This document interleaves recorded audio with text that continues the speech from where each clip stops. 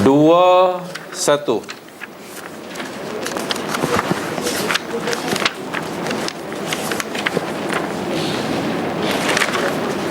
Yakni qadhful muhsanat. Qadhful muhsanat, tuduhan berzina terhadap wanita-wanita yang baik, yang mulia akhlaknya, yang mulia akhlaknya. Tuduhan berzina terhadap wanita yang mulia akhlaknya. Saya coba ringkaskan seperti mana biasa. Tidak perlu bunga-bunga, tidak perlu mukadimah. Hanya yang perlu kita fahami sebelum membicarakan dosa yang ke-21 ini, walaupun dahulu pernah sedikit saya sentuh, satu di antara tujuan syariat Islam ini diturunkan oleh Allah. Kenapa Allah turunkan syariat Islam? Ada beberapa tujuan matlamat yang tak dicapainya. Syariat Islam daripada alif hingga ya diturunkan oleh Allah. Tujuan pertama ialah hifzuddin, memelihara agama. Hifzuddin maknanya memelihara agama. Memelihara agama. Sebab itulah semua bentuk amalan yang boleh menjejaskan agama dilarang oleh Islam. Semua bentuk perbuatan yang boleh merusak akidah diharamkan oleh Islam. Syirik diharamkan, murtad jauh sekali. Apa sahaja perbuatan yang boleh menjejaskan kemurnian agama diharamkan. Sebab tujuan syariat diturunkan nak menjaga agama. Bukan itu sahaja. Orang yang telah beragama Islam, telah mengucap dua kalimah syahadah, pun tidak boleh dinafikan keimanannya. Allah sendiri menjaganya. Sudah baca asyhadu alla ilaha illallah wa asyhadu anna rasulullah, tak ada siapa yang boleh menafikannya. Yang lain wajib memperlakukannya sebagai orang Islam. Walaupun mungkin dia mengucapkan kalimah syahadah itu hanya pura-pura. Hanya pura-pura. Mungkin tidak mengapa, namanya munafik. Tapi munafik wajib dipelajari sebagai orang Islam. Yang kedua, tujuan syariat Islam diturunkan hifzul mal, memelihara harta. Sebab itu, bila orang dah jadi mukmin Muslim, hartanya dilindungi oleh agama. Tidak boleh dirampas. Apa saja perbuatan yang boleh yang merampas, menghilangkan hak orang lain untuk terhadap harta bendanya diharamkan. Mencuri haramkan, menipu diharamkan, mengambil hak orang lain, tidak membayar hutang diharamkan. Apa lagi? Dan banyak lagi. Tak bayar gaji haramkan. Sebab Islam datang nak melindungi harta. Harta orang mukmin haram untuk diambil. Yang ketiga, hifdzul aqli. Hifdzul aqli, yakni melindungi akal fikiran. Islam datang dengan membawa syariat, tujuannya untuk melindungi akal fikiran. Sebab itu, apa-apa perbuatan yang boleh menjejaskan kewarasan akal sehat, hukumnya haram. Minum arak, haram. Sab ganja, haram. Lagi dadah, haram. Bahkan makan, walaupun makanan itu hukum asal halal, jika makan berlebihan hingga menghilangkan kewarasan akal pun hukumnya haram. Bukan makan itu yang jadi haram, hingga mabuknya. Yalah, makan durian sampai 36 biji. Tak kata mabuk. Durian 30 biji. Pulut durian 3 mangkok.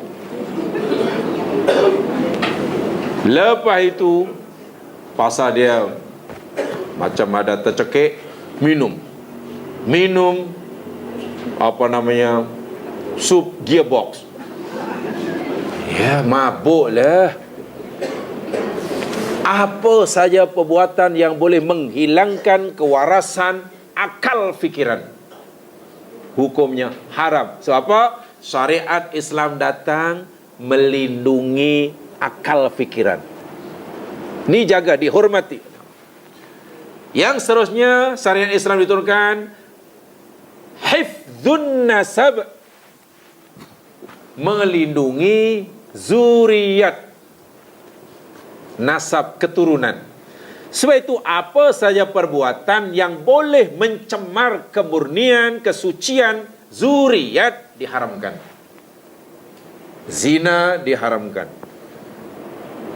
Perbuatan-perbuatan yang mengarah, menjerumus kepada zina pun diharamkan.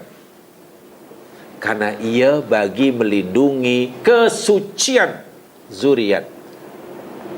Islam datang membawa syariat bagi nak memastikan setiap bayi yang lahir mengetahui kepada siapa dia mesti memanggil ayah. Jangan bayi lahir dia tak tahu nak panggil ayah pada siapa. Mana ya ayah saya? Tanya ibunya melahirkan, mak, ayah saya mana mak? Entahlah, mak pun lupa. Itu teruk. Ini bukan Islam. Kena jelas, oh ayah kamu ini nak. Ni ayah kamu. Apa saja yang boleh mencemar kemurnian zuriat nasab seseorang diharamkan oleh Islam. Suatu orang yang katakanlah menisbahkan anak orang lain dengan dirinya, menisbahkan anak orang lain sebagai anaknya, kan haram. Anak itu anak orang lain, diambil anak, ambil anak angkat, lalu di bin tu maknanya anak kandung ya, bin, fulan bin. Haram. Tidak dibenarkan. Kenapa? Subhanallah, kita sudah dahlah dibinkan dengan namanya sebagai bapa angkat. Budak itu pula atau orang tuanya yang sebenarnya diberi amaran pula. Kerana kita sudah berjanji Pak Cik, hitam atas putih, kami pun sudah memberikan bayaran sebagaimana yang kita setujui. Mulai saat ini, Pak Cik dan Mak Cik berdua, jangan sekali-kali menampakkan batang hidung di depan anak saya ini. Jangan sampai anak ini tahu yang Mak Cik adalah orang tua sebenar. Lebih-lebih lagi, bila anak nanti sudah besar, dah jadi orang besar. Wah, salah lagi karena orang tadi memutuskan hubungan silaturahmi si anak dengan orang tuanya. Salah. Islam datang nak melindungi zuriat supaya si anak ini jelas ini bapa kamu. Sebab itulah dalam agama tidak ada satu pun ayat dan tidak ada satu pun hadis Nabi anak ini boleh atau bahkan disuruh mungkin dibinkan kepada selain orang tua ayah kandungnya. Tidak ada. Tidak ada satu pun ayat Quran, tidak ada satu hadis Nabi yang membolehkan atau apalagi menyuruh anak dibinkan kepada selain orang tuanya, orang tua kandungnya. Memeluk agama Islam, asalnya bukan Islam, masuk Islam. Karena rasanya tak begitu sesuai lah namanya yang asli selepas memeluk agama Islam, lalu ditukar dengan nama Islam. Ya, mungkin jadi nama Islam lah. Ya, bila nama Islam biasanya berbau Arab-Arab sikit ya. Muhammad ke, Ahmad ke, Abdullah ke. Ya. Tapi tak semuanya orang Islam berbau Arab. Ramai orang Malaysia namanya bukan Arab. Kan? Ramai kan orang Malaysia yang Muslim namanya bukan Arab, tak ada pun nama Arab, tak tahu apa namanya. Tapi dipanggil Muslim itu Muslim. Bila dah masuk Islam, katalah dibuat sila, dan itu sunnah Nabi. Jika namanya dirasakan kurang begitu sesuai, boleh tukar jadi apa, katalah tukar jadi umpamanya Yunus, boleh. Binnya itulah tetap ayahnya, ayah kandungnya yang sebenar, walaupun ayah kandungnya belum memeluk agama Islam. Tidak ada satu pun ayat Quran atau hadis Nabi yang membenarkan, apalagi menyuruh. Adapun di negeri kita mungkin memilih itu, ya mungkin hanya kebijaksanaan orang dahulu. Tapi yang pasti tidak ada dalilnya. Kalau kita bicara dari segi syariat, Anda kenal Khalid yang mendapat gelaran Saifullah? Khalid sahabat Nabi yang mendapat gelaran Saifullah, pedang Allah, pejuang Islam nomor wahid, panglima tersohor. Dia tetap mengekalkan nama ayahnya, Khalid bin Al-Walid. Walid bin Mughirah itu tokoh musyrik, musuh nomor wahid Nabi, mati di medan Badar. Namanya dirakamkan oleh Allah sebagai musuh Allah dalam surah Al-Qalam. Khalid sedikit pun tidak tergerak hati, tidak teringin walaupun sedikit nak tukar Khalid bin Abdullah. Tak ada. Nanti jadi Khalid bin Abdullah, Umar bin Abdullah, Abu Bakar bin Abdullah, Ali tidak lagi bin Abu Talib tapi bin Abdullah. Jadi sahabat Nabi semuanya bin Abdullah, bin Abdullah, bin Abdullah. Tak ada. Hanya katalah bila dah memeluk agama Islam dan dirasakan nama itu tak begitu elok, boleh disunatkan tu kan. Tapi jika tidak, kekal Khalid bin Al-Walid dan tak ada pun masalah. Sekarang katalah siapalah anaknya memeluk agama Islam, perempuan dah tukar jadi umpama siapa? Khadijah. Ya, binti siapa ayahnya? Jangan ditukar-tukar. Khadijah binti Binyamin Syaitanuhu. Ya kan? Nama Prime Minister Israel sekarang dia Binyamin Syaitanuhu. Mana boleh jadi Ibda Abdullah tu? Siapa Abdullah tu? Ini kalau kita bicara segi dalil ya. Tapi tak tahulah kalau kita bicara dari segi pengurusan atau pentadbiran. Itu pun kalau sifat pentadbiran maknanya hanya bersifat lokal. Sebab tidak semua negara Islam menggunakan begitu. Sebab itu hati-hati, Islam datang nak menjaga, memelihara kemurnian, kesucian nasab. Sehingga setiap anak itu tahu, ini ayah saya rupanya.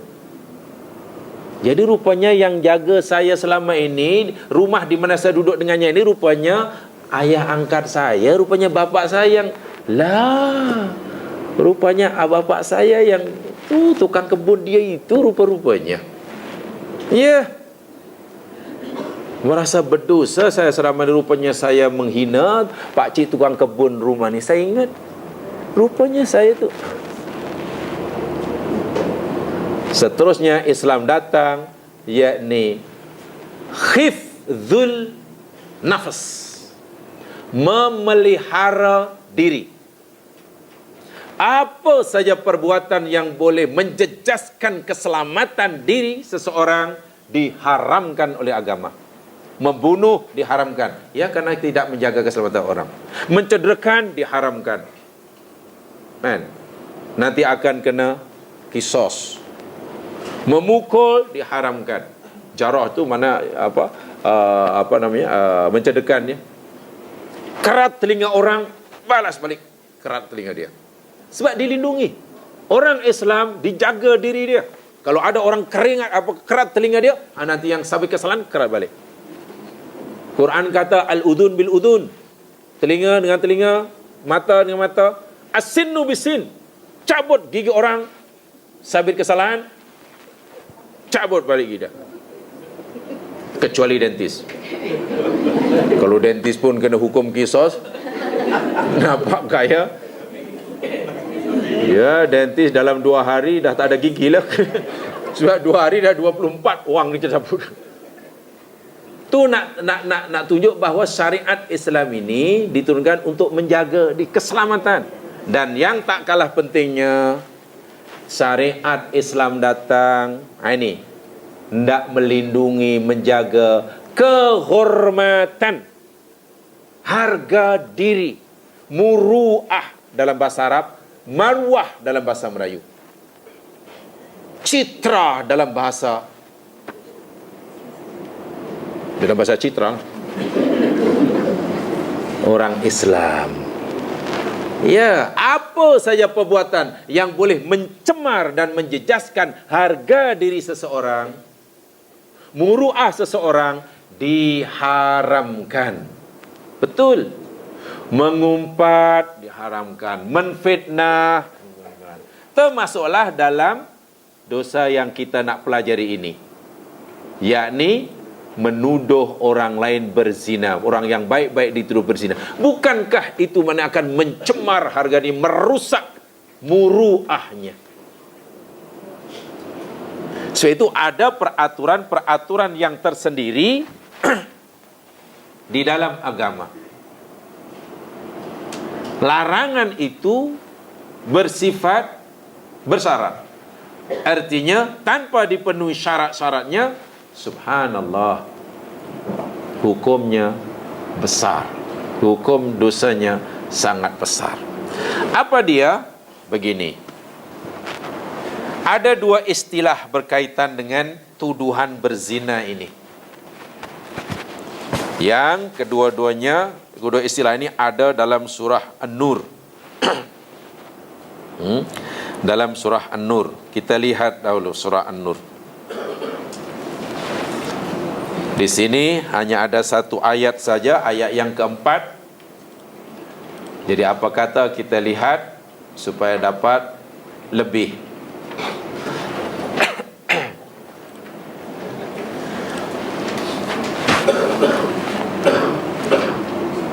Ayat yang keempat hingga ayat yang kelima itu namanya qadhaf. Qadhaf. Bahasa Arabnya qaf dal fa. Ayat yang ke-6, ayat 7, 8, 9. 6, 7, 8, 9 itu namanya li'an. Li'an. Lam, ain, alif, nun. Li'an. Kedua-dua ini sebetulnya ya semacam kes yang sama, tetapi berbeza. Qadhaf ialah, yang pertama, qadhaf menuduh orang lain berzina.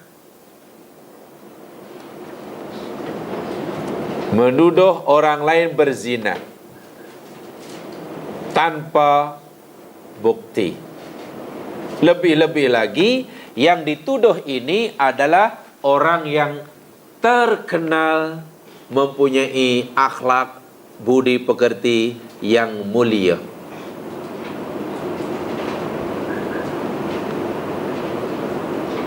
Perempuan yang punya akhlak dan budi pekerti yang mulia, Quran kata al-muhsanat. Ayat keempat, walladzina yarmunal muhsanat, dan orang-orang yang menuduh, melontarkan tuduhan kepada perempuan-perempuan yang berbudi pekerti mulia, berzina, thumma lam ya'tu bi arba'ati syuhada, kemudian mereka yang menuduh itu tidak atau gagal mendatangkan 4 orang saksi. Dan ini pembicaraannya kalau fiqh dahulu, terhad 4 itu betul-betul menyaksikan perbuatan zina tadi. Itu fiqh dahulu. Karena fiqh ini berkembang, sekarang sudah ada mungkin berfikir itu, kalau gunakan fiqh yang dahulu, nampaknya memang sulit untuk dibuktikan tuduhan zina tadi, kebenarannya. Karena baru diterima tuduhan tadi sebagai tuduhan yang benar, syaratnya ada 4 orang saksi. 4 orang saksi itu mesti menyaksikannya selain dirinya. So 5 orang lah. Mungkinkah ada orang A dan B nak berzina, kemudian C ada di situ, lepas itu C panggil kawannya nak menyaksikan? Ya, kan susah kan. Ini kalau ikut ini. Kenapa syaratnya kena Allah kata begitu? Sebab kalau fiqh sekarang, zaman sekarang, mungkin tidakkah mungkin untuk membuktikan kebenaran tuduhan itu, di samping 4 orang saksi yang Quran sebutkan, katakanlah menggunakan bukti-bukti pembuktian yang lain. Katakanlah mungkin menggunakan ujian DNA sekarang. Sebab zaman turunnya Al-Quran ni belum ada ni. Atau mungkin melalui rakaman video umpamanya. Kuan video itu nanti yang rakam tu malah kena hukum, sebab maknanya sudah ada dosa yang lain pula. Dosa mengintai-intai itu hukumnya dosa.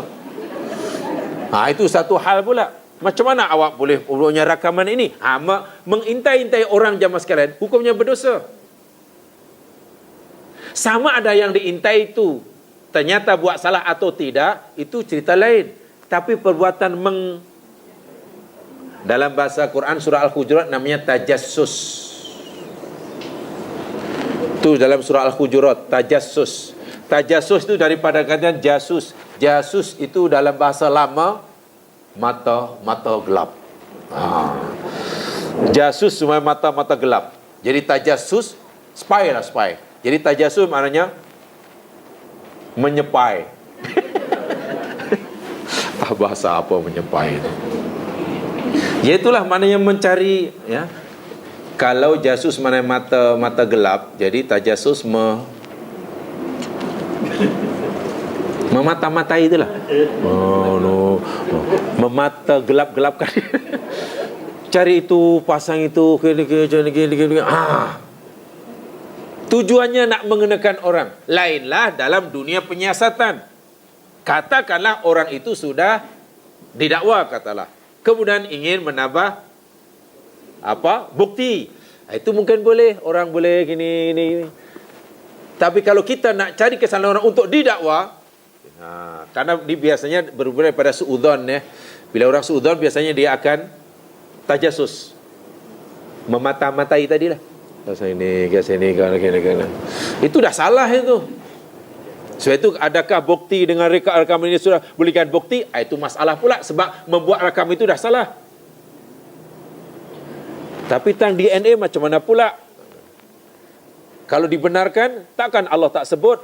Kalau Allah tak sebut, takkan Allah dahulu tak tahu yang suatu hari nanti hambanya akan diberitahu tentang ilmu DNA?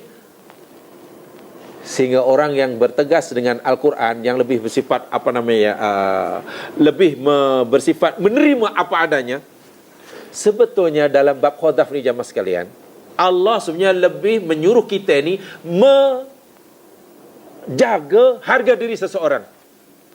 Satu. Dan menutup aibnya jika kita mengetahui. Islam bukan malah menyuruh kita menggalakkan kita berusaha menyabitkan kesalahannya, bersusah payah, kemudian kita menghukumnya. Allah tidak menyuruh kita mencari kepuasan dengan menghukum orang rupanya. Kalaulah Allah meletakkan 4 syarat, 4 saksi yang mesti melihat dengan mata sendiri, bukankah itu kita boleh katakan macam mustahil?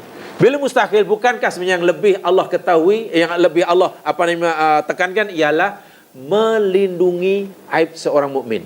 Dan bila kita tahu orang itu buat aib, Nabi pun bagi tahu kan, pertama kamu jumpa dia, kamu tegur dia, kamu ingatkan dia.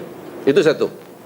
Selepas kamu ingatkan, karena kamu seorang sahaja yang mengetahui, jangan kamu sekali-kali buka mulut pada orang lain. Man satara musliman satarallahu yaumul qiyamah. Siapa yang menutupi aib saudara muslimnya di dunia, di akhirat nanti Allah akan tutup aib. Allah pun suruh begitu. Tapi kita kadang rasa tak puas aku kalau tak dedahkan. Biasanya rasa tak puas dedahkan itu sebab kita sudah tidak ngam dengan orang itu. Dengan syarat aib itu, yakni aib hubungan dia dengan Allah Subhanahu wa taala. Jumpa tak sangka langsung seorang muslim, karena jumpa jauh di belahan bumi, daripada dalam negeri jauh, tanpa disengaja terserempak. Kawan muslim yang dikenali rupanya dia minum arak kat situ. Walha di kampungnya, di tempat tinggalnya, dia Belal 2. Belal 2 je minum arak itu. Kita bagi tahu, Syekh, kenapa kamu minum arak? Ini dosa. Kan minum arak itu dosa antara hamba dengan Tuhannya ya. Tegur dia, tak boleh sah. Kau kena ini, kau kena takut Allah. Nasib baik Allah lindungi kamu daripada diketahui oleh orang lain. Nasib baik ni Allah lindungi ni, orang kampung tak tahu ni. Apa sebab orang kampung tak tahu yang kamu minum arak? Ya sebab Allah lindungi kamu ni. Kamu mesti bertaubat.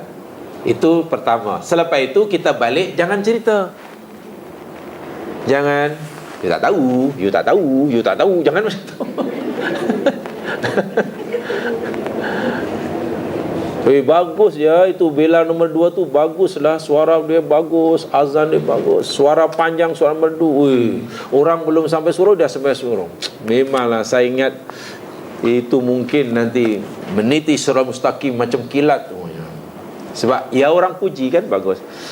Kita tahu aibnya pula, awak bolehlah puji, awak tak tahu siapa dia. Lah, janganlah. Kalau kita mampu mengunci mulut kita, di samping terus menasihatinya supaya bertaubat, aib kita di akhirat ditutup oleh Allah. Hinanya seseorang ketika aibnya diketahui oleh orang lain di dunia belum seberapa, bila dibandingkan dengan hinanya seseorang ketika aibnya didedahkan oleh Allah di akhirat di hadapan seluruh makhluk. Saya itu tengok dalam ayat ni, kena 4 orang saksi. Kalau tengok apa tafsiran dahulu jamaah sekalian, wah memang macam mustahil lah nak mensabitkan. Jadi kalau tak ada saksi macam mana? Kalau gagal dakwah dengan saksi, fajliduhum samanina jaldah. Sepat aja dia 80 kali. Fajlid maknanya pukul. Makna tepatnya fajlidu daripada perkataan jildun. Jildun maknanya kulit. Allah tak kata fadribu, pukullah, tapi Allah kata fajlidu. Fajlidu daripada jildun, jil kulit. Maknanya sebatan yang nak dilakukan itu mesti terkena kulit. Artinya mana-mana bahagian yang nak disebat tidak boleh ada lepik, walaupun sehelai kain. Sebatan tu mesti menempel, melekat, terkena kulit dia. Itu mana fajlidu. Kalau fadribu, pukul, bolehlah. Mana yang nak disebat, nak belakang, tak apalah lapil dengan bantal ke. Kena sebat 80 kali tapi pakai bantal. Ya, 80 kali. Satu hukuman dia. Ini hukuman fizikal dia. Yang kedua, wala taqbalu lahum syahadah abadan. Jangan kamu terima daripada mereka kesaksian selama-lamanya. tak layak menjadi saksi. Saksi pernikahan, saksi hutang piutang, saksi sewa menyewa, saksi di mahkamah, tak layak. Orang yang sudah didapati bersalah menuduh orang berzina tanpa 4 saksi tadi. Yang ketiga, wa ulaikumul fasikun. Allah kategorikan, Allah golongkan, kelompokkan dia orang-orang yang fasik. Sungguh pun dosa mereka sangat besar, tapi Allah masih beri peluang untuk bertaubat. Yani ayat 5 itu bertaubat. Illa dina tabu min ba'di dzalik waslahu fa innallaha ghafurur rahim. Coba renungkan betul-betul. Mungkinkah orang yang menuduh orang lain berzina ini dapat disabitkan kebenaran tuduhannya jika ayat ini betul-betul dirasakan zaman sekarang? Sebab syaratnya mesti 4 orang saksi yang nampak dengan mata kepala. Bukan nampak dengan kamera ya, sebab kamera tadi sudah larangan tersendiri. Kan susah kan? Ketika dia nampak seorang, nak cari 4 lagi, ya dah larilah orang tu. Tengok tu. Ini nak tunjuk ulama, kalau kita baca tafsir-tafsir Masiran, sebenarnya Allah Subhanahu Wa Taala lebih menyuruh kita, surah Allah lebih kepada bila kamu nampak, tutup, nasihati dia dan tutup. Sebab kalau kamu buat tuduhan boleh, tapi pastikan kamu ada 4 orang selain kamu yang menyaksikannya dan melihat sendiri. Itu nama yang, ya Allah, kalau macam itu susahlah. Seolah-olah kalau susah, ya jangan teruskan tuduhan kamu. Tapi kalau aku tahu ni, biasanya kan di sini kan ada perasaan benci tadi kan, rasa puas kalau dapat seolah-olah kita mungkin berfikir begini, kalau aku tak bawa ke tengah, nampaknya aku membiarkan maksiat, aku subhat ni. Allah tak kata pun kita subhat. Kewajiban kita membetulkannya, meluruskannya, menasihatinya hingga dia menghentikannya. Sebab kalau kita teruskan tuduhan, inilah sulit mahkamah hendak menerima kebenaran tuduhan itu jika ini benar-benar dilaksanakan. Kecuali bila kita mengambil fahaman fiqh contemporary, alat-alat pembuktian tidak hanya 4 orang saksi, tapi yang lain umpamanya serta dengan DNA umpamanya, dengan rekaman, dengan kalaulah itu dikatakan boleh dijadikan ini, karena kita nak sangat mensabitkan kesalahan si tertuduh, bukan nak mensabitkan kebohongan si penuduh. Mungkin pertanyaannya, kalaulah bukti-bukti DNA ini boleh dijadikan bukti tambahan lah, takkan Allah semasa berfirman tak tahu ya, suatu hari nanti hambanya tahu tentang DNA tentang ni. Sebab di sini ada 2 jamaah sekalian ya. Mahkamah itu nanti kalau ayat ini dipenuhilah, sebenarnya tugas mahkamah ni nak mensabitkan, berusaha untuk nak mensabitkan kesalahan si tertuduh, ataupun mahkamah berusaha hendak mensabitkan kebohongan si penuduh. Agak-agak untuk kalau ayat ini dilaksanakan, mana yang lebih mudah? Mensabitkan kesalahan yang tertuduh atau mensabitkan kebohongan si tertuduh jika diperlukan 4 orang saksi? Tak pernah masuk mahkamah ya.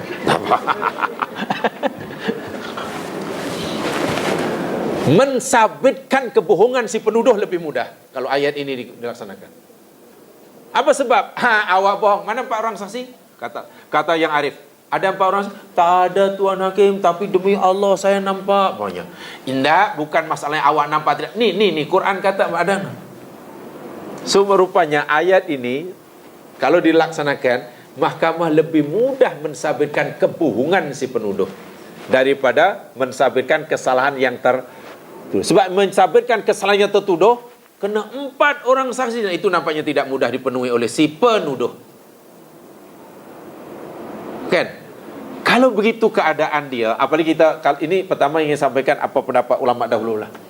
Bermakna Allah sebenarnya benar-benar ingin melindungi harga diri hambanya yang mukmin ini. Sungguh pun ia ada cacat celah, Allah punya sifat sattar.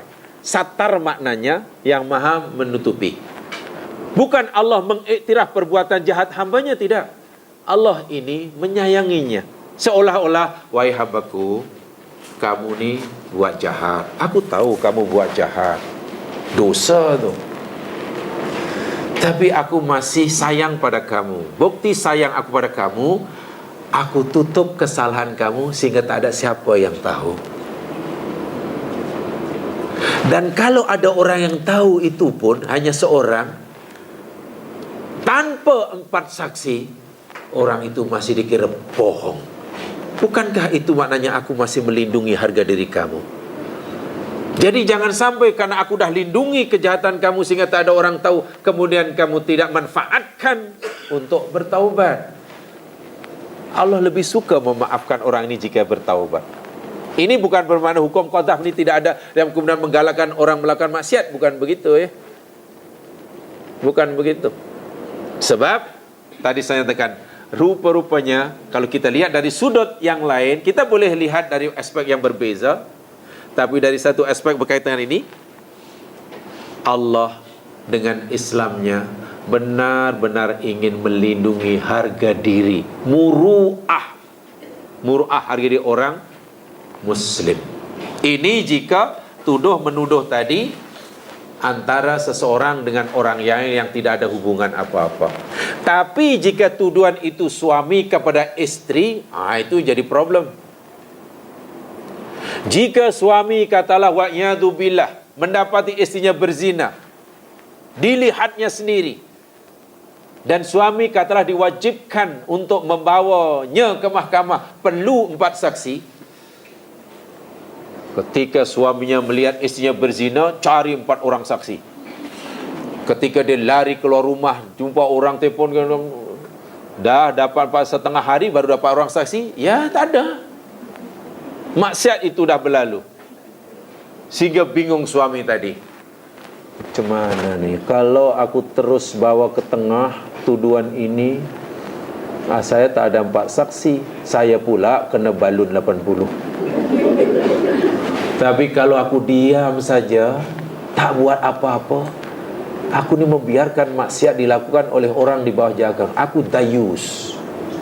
Kan bingung ya bila ia berlaku dalam kes rumah tangga. Pasti masalah.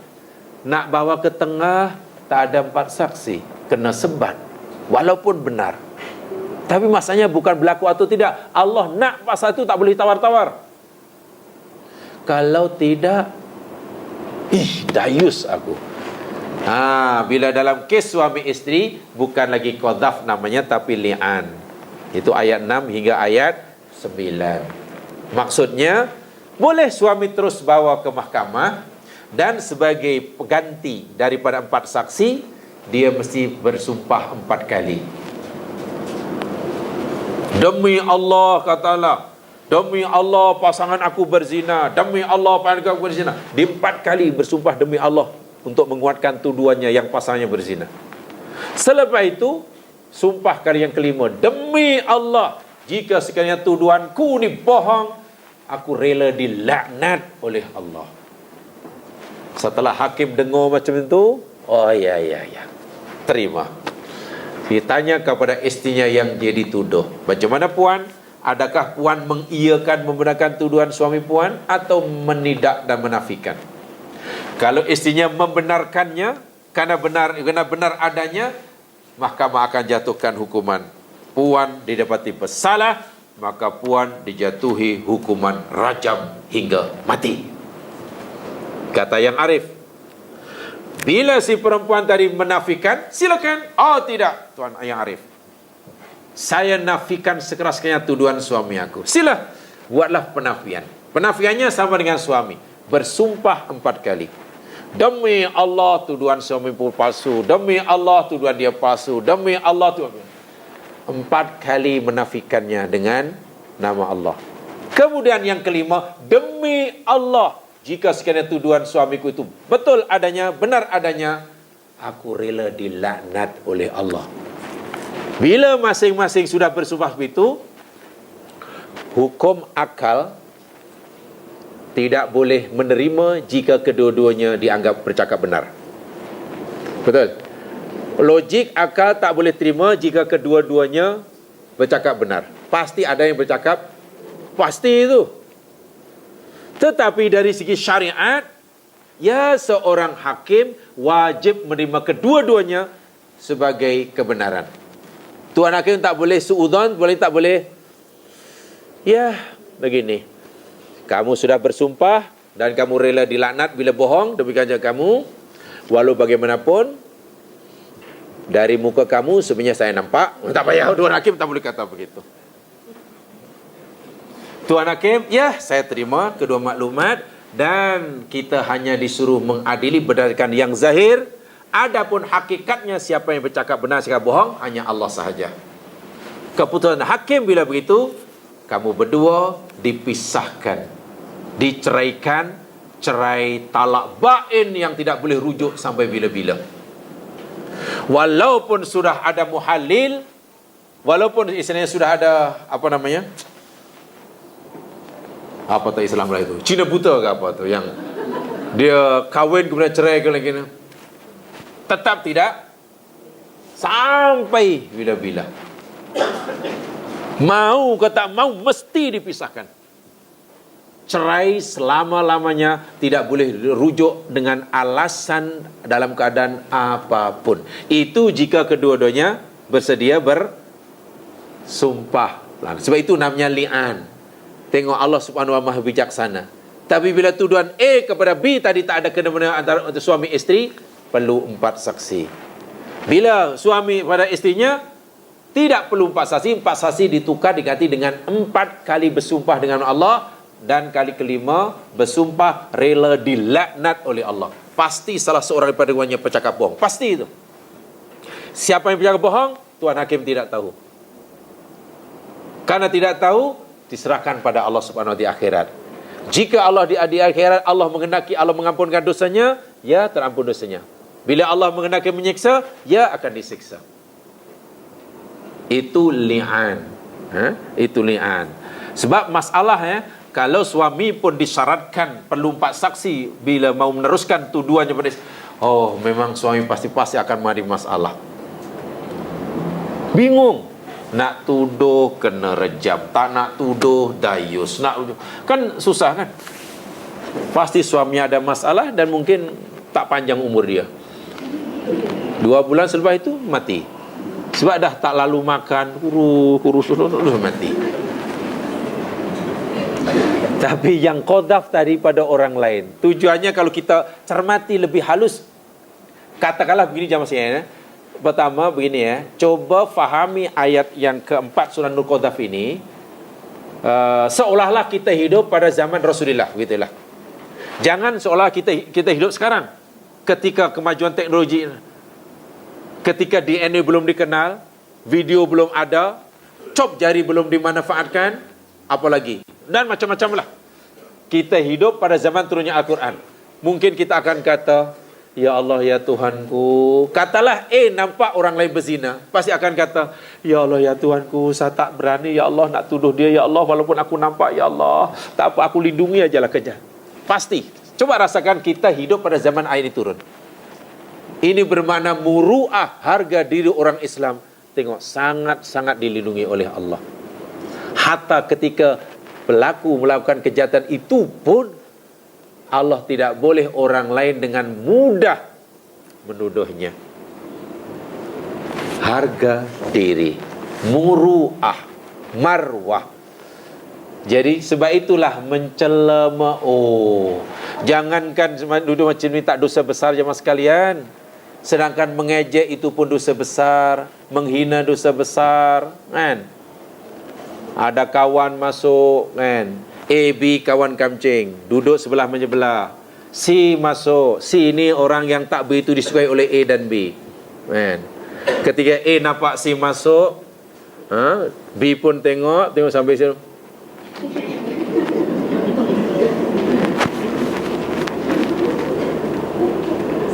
Sebetulnya dia dalam hati mengejek kan. Dosa besar itu.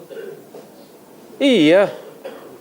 Quran kata yataghamazun, menginyitkan main mata, mau apa? Macam tu. Apa nama itu? Ya, itu perang dosa itu. Apalagi hingga peringkat seperti ini.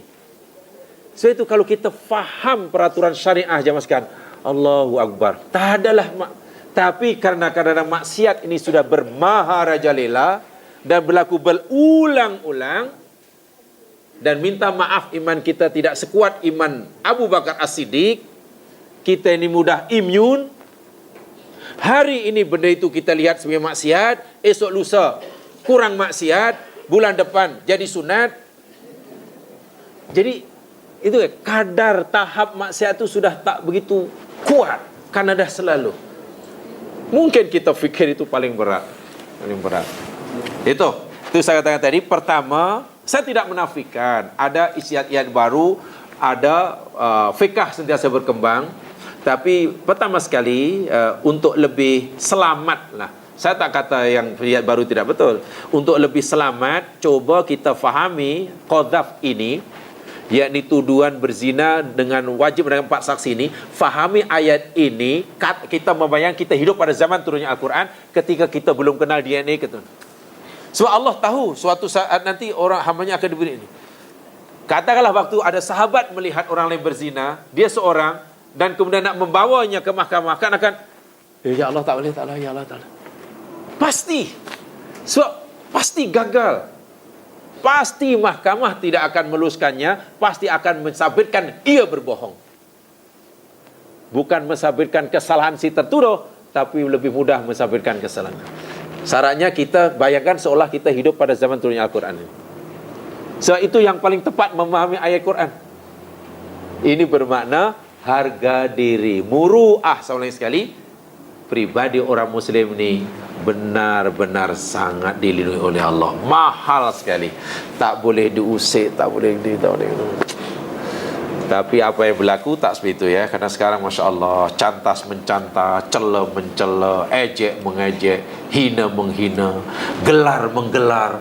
Dah jadi santapan harian. Jadi susahlah kalau benda itu dah jadi santapan harian, dianggap sunnah muakkadah. Jadi memahami seperti ini menjadi tak begitu rasa takut. Orang yang sekadar nak memanggil dengan gelar tak elok pun itu merasa berdosa, apalagi nak sampai menjatuhkan maruah seperti ini. Tapi kalau dah mengejek dah jadi sunnah muakkadah, jadi akhirnya sebenarnya kaitannya dengan iman, kaitannya dengan kesucian hati. Semakin hati ini bersih, insya-Allah makin ketaralah keburukan maksiat. Tuh ya. Untuk sementara itu saya sampaikan sebagai pengenalannya. Sebab memang tidak mudah. Ini khasnya kaitan dengan kes mahkamah seperti ini. Mudah-mudahan diberkati oleh Allah Subhanahu wa taala. Subhanakallahumma bihamdika asyhadu an la ilaha illa anta astaghfiruka wa atubu ilaik. Innal insana lafi khusr. Assalamualaikum warahmatullahi wabarakatuh.